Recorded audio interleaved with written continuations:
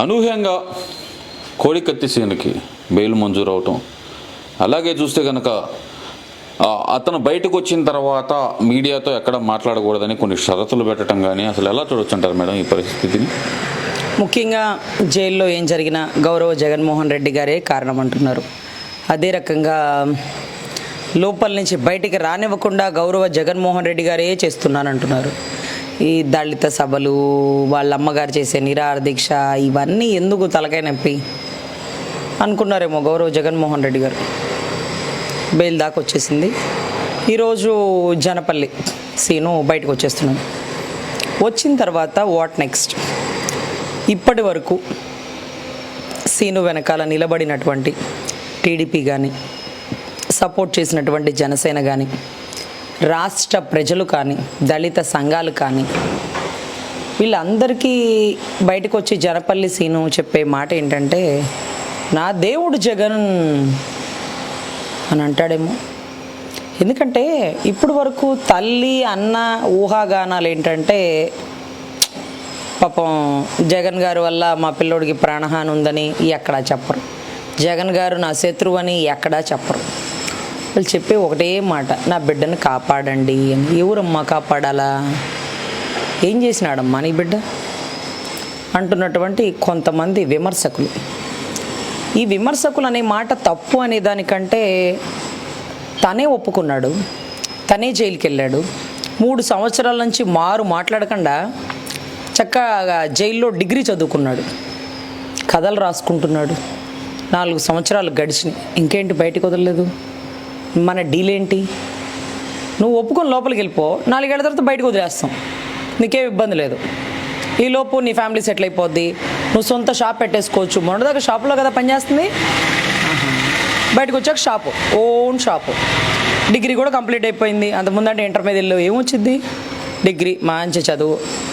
జగనన్న ముఖ్యమంత్రి అవగానే నీకు మంచి సెటిల్మెంటు, ఈలోపే బయటకు వచ్చేస్తావు అంటూ మాయమాటలు చెప్పి ఒప్పించారేమో.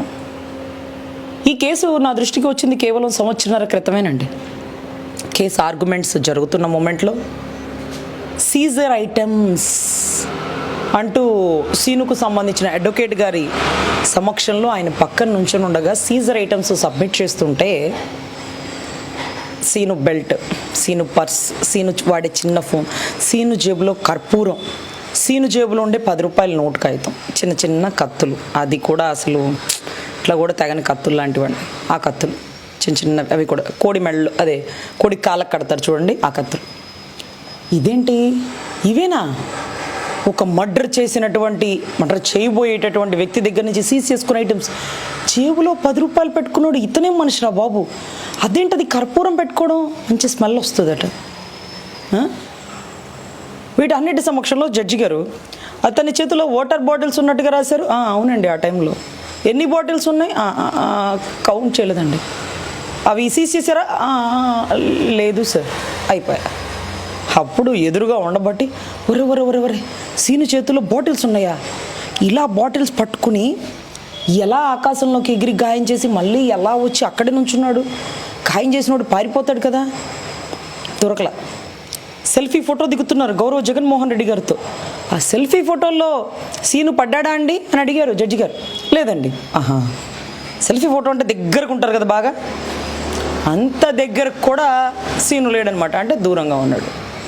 దూరంగా ఉన్నవాడు వీళ్ళందరినీ దాటుకుని ఎలా అమ్మ వచ్చాడు? జడ్జి గారు ఇంకో క్వశ్చన్ అడిగారు.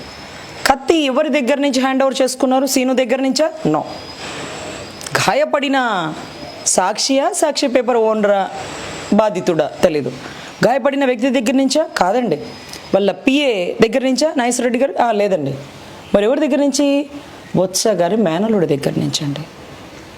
అది ఎక్కడుంది? కింద పడిపోతే అతను తీసి ఇచ్చాడండి. కింద పడిపోయిందా? బాగా పొడి చేస్తే కత్తి పొట్టలో ఇరుక్కుపోతుంది కదండి. మన సినిమాలో చోట్ల, ఆ సినిమా నాడు చెక్కు కదా, పొట్టలో ఇరుక్కుపోవాలా.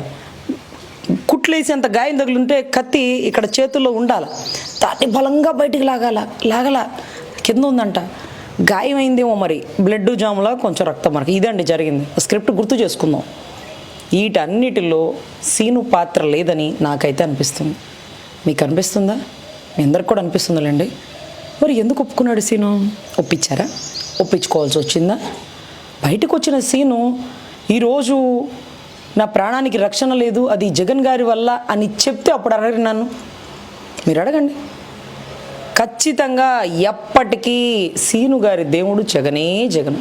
అంటే ఇక్కడ ఒక విషయం మేడం, ఇప్పుడు వాళ్ళ బ్రదర్ మాట్లాడుతూ, ఇంతకు ముందు వాళ్ళ బ్రదర్ మాట్లాడుతూ ఒక కామెంట్ అయితే చేశాడు, బయటకు వచ్చిన నా తమ్ముడికి ఏదైనా జరిగితే మాత్రం అది జగన్ గారిదే బాధ్యత అంటూ ఆయన చేసిన కామెంట్స్ ఎలా చూడాలంటారు మరి? అతను తమ్ముడు చెప్పాడా? అతను బ్రదర్ అనుకుంటాడు, అన్నయ్య అనుకుంటా బహుశా. అయితే సీను ఏం చెప్తాడు అనేది చాలా ఇంపార్టెంట్. సీను వాళ్ళ బ్రదర్ చెప్పిన దాన్ని మనం పరిగణలోకి తీసుకోం. అలా వాళ్ళ మాటలు పరిగణనగా తీసుకునే కదా మనం ఈరోజు టీడీపీ, జనశ్రేణులు, దళిత సంఘాలు, రాష్ట్ర ప్రజలందరూ సీను వెనకాల పడుతుంది దేనికి? ఆ రోజు కేవలం సీను చేసిన కోడిగత్తి గాయం వల్ల ఈరోజు ముఖ్యమంత్రి అయి మా రాష్ట్రం రావణ కాష్టం అయిపోయి రాజధాని లేని, దిక్కుముక్కు లేని పరిస్థితిలో మేము ఉన్నాం. కేవలం ఆ గాయం వల్ల, సానుభూతి వల్ల. ఆ సానుభూతి నేనే చేశాను అంటున్నాడు. ఆ సానుభూతి ముఖ్యమంత్రి అవడం కోసం చేశానంటున్నాడు. మరి ఇప్పుడు ఏం చెప్పాలి? సో ఖచ్చితంగా సీను బయటకు వచ్చి కేసు విషయాలు మాట్లాడకూడదు. కానీ జై జగన్ అంటాడా? జగనే నా దేవుడు అంటాడా? జగనన్నే నా సురక్ష అంటాడా? లేకపోతే జగనన్న వల్ల నాకు రక్షణ లేదంటాడా? మరి వేచి చూడాలండి. ఎందుకంటే అదేంటండి, ఇంత కష్టపడి మీరు చేస్తున్నారు, దళిత సంఘాలు చేస్తున్నారు, ఇంకొకరు చేస్తున్నారు, సీను అటువైపు ఎందుకు మాట్లాడతాడండి అంటే, మీరు చూడలే వకీల్ సాబు పాపం, మా పవన్ కళ్యాణ్ గారు ఆ సినిమాలో అడ్వకేట్ కదా పాపం.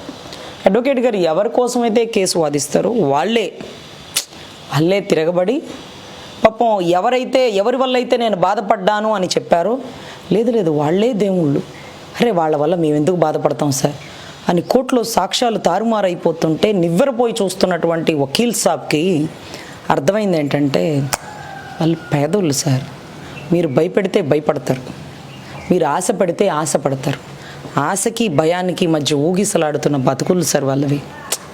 వాళ్ళు ఏదో చెప్పారు పోన్లేండి అని వదిలేసి వచ్చినటువంటి పరిస్థితి. ఈరోజు సీను కూడా అలా ఆ కేసులో లాగా భయభ్రాంతులు గురి చేస్తే తప్పక ఒప్పుకోవాల్సి వస్తుంది జై జగన్ అని.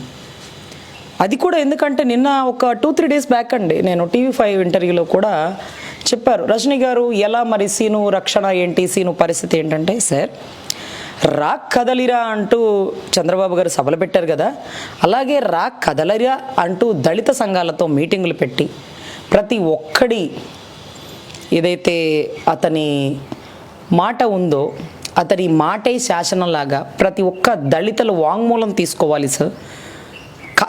కదిలి రావాల్సింది గౌరవ జగన్మోహన్ రెడ్డి కాదు సార్, మనం ఓట్లేస్తే గెలిచారు. వైసీపీలో ఉండేటటువంటి దళితులు ఒక డాక్టర్లా ఉండేటటువంటి సుధాకర్ని సైతం అంతి కిరాతకంగా చంపారే.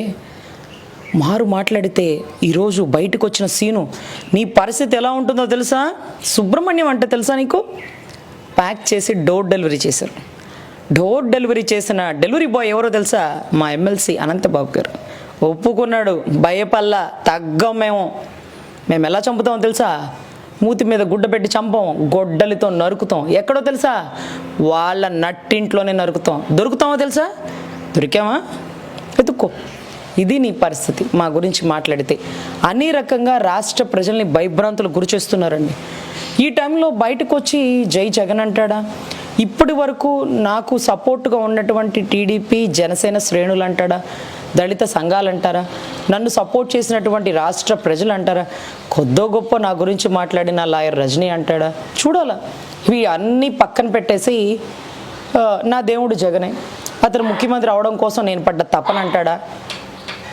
సరే చూడాలి సార్. ఎందుకంటే ఈరోజు ఆ మాట అన్నా కూడా మనం ఏమాత్రం బాధపడాల్సిన పని లేదు. ఎందుకంటే భయపడ్డాడు. మారు మాట్లాడకుండా అజ్ఞాతంలో ఉండిపో, నువ్వు మీడియా ముందుకి బయటికి రావద్దు అనే ఇన్స్ట్రక్షన్స్ కూడా ఇవ్వచ్చు. ఎందుకంటే ఈరోజు దస్తగిరి ఎలా విచ్చలవిడిగా స్టేట్మెంట్లు ఇస్తున్నాడో చూస్తున్నాం.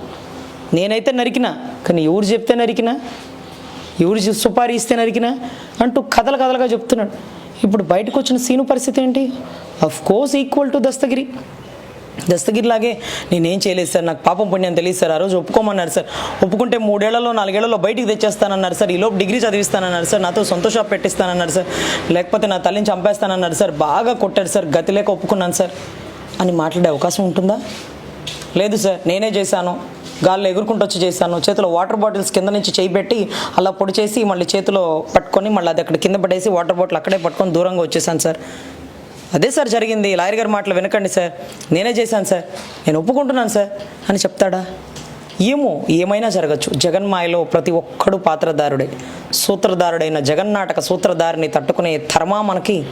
సో ఖచ్చితంగా ఎనీవే బెయిల్ వచ్చి బయటకు వచ్చినటువంటి జనపల్లి సీను ఇక కాకూడదు కోడికత్తి సీనుగా. గండ్రగొడ్డలు పెట్టి నరికిన అవినాష్నే ఎంపీ అవినాష్ అంటున్నాం, కానీ గండ్రగొడ్డలు అవినాష్ అంటున్నామా? లేదు కదా. మరి ఎందుకు ఈ ట్యాగ్ లైను? దళితుడనా, పేదోడనా? ఈరోజు మాట్లాడిన సుబ్బరాజు గారు, ఎవరైతే తల్లి సావిత్రమ్మ సుబ్బరాజు గారు, రేపు బయటకు వచ్చాక నా కొడుకు ఏదైతే జగనే కారణం అన్నారు. మరి నీ కొడుకుని బయటకు తీసుకొచ్చినటువంటి టీడీపీ జనసేన శ్రేణులు దళిత సంఘాలకి మీరు కృతజ్ఞత ఎలా తెలుపుకుంటారు తల్లి? ఈరోజు నీ కొడుకు చేసిన ఘటన వల్లే రాష్ట్ర ప్రజలు నివ్వెరపోయి జగన్కి ఓట్లేశారు. సానుభూతి కోసం నీ కొడుకు చేసిన తపన వల్లే ఈరోజు అతను గౌరవ ముఖ్యమంత్రి అయిపోయాడు, మమ్మల్ని అగౌరవపరుస్తున్నాడు. సో ఖచ్చితంగా వీరి వంతు బాధ్యతగా దళిత సంఘాలని నెలకొల్పి వైసీపీలో ఉండే దళితులు ఖచ్చితంగా వాళ్ళలో మార్పు వచ్చి రాష్ట్ర ఎలక్షన్స్లో మేము సైతం 125 అడుగుల శిలా విగ్రహాన్ని పెట్టడం కాదు జగనన్న, సుబ్రహ్మణ్యాన్ని చంపేసిన అనంతబాబుని పక్కన కూర్చోబెట్టి ఆ విగ్రహ ఆవిష్కరణ చేసి మా దళితులని అవహేళన చేసినావు. ఆ వ్యక్తిని పక్కన పెట్టుకొని తిరుగుతున్నావు. ఆ వ్యక్తిని పార్టీ నుంచి సస్పెండ్ చేయలేదు, అతను ఘటన చేయలేదు కాదు చేశానని ఒప్పుకున్నాడన్నా. ఇంకేమన్నా మాకు ఇచ్చే విలువ? చదువుకున్న పాపం ఆదిమూల సురేష్ గారు మంచి విద్యావంతులు, సొక్కాలు ఇప్పుకొని దళితులకు అన్యాయం జరిగిందని చించుకుంటున్నారు. ఇక్కడ ఏ దళితుడికి అన్యాయం జరిగింది? ఎవరి సుబ్రహ్మణ్యం? నీ దళితుల్లో ఒకడు కాదా? నిలబడ్డావా అతని పట్ల? ఈరోజు జనపల్లి సీను పట్ల ఏమన్నా కృతజ్ఞత చూపించినావా నువ్వు? సో ఖచ్చితంగా ఈరోజు బాధ్యత వహించాల్సినటువంటి గౌరవ ముఖ్యమంత్రి వర్యులు ఏదైతే సీను ప్రాణానికి రక్షణ కల్పించాలో అదే రకంగా తల్లి ప్రాణానికి సుబ్బరాజు గారి ప్రాణానికి కూడా రక్షణ కల్పించాలని నా అభ్యర్థన అండి.